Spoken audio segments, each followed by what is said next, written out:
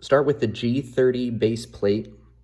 Make sure the beam tubes are not attached and use the 5/64 driver. Turn the base plate on its edge and make sure that the locking nut is loose. If it is not, loosen it by 1/2 turn.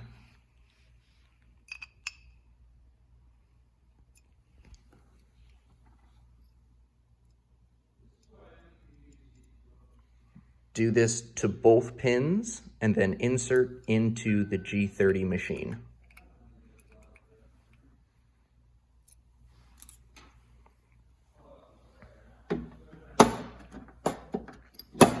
The magnets will help the base plate snap into place. Once it is seated, tighten the locking nut screws so they are finger tight. A light grip and a slight amount of pressure should do the trick.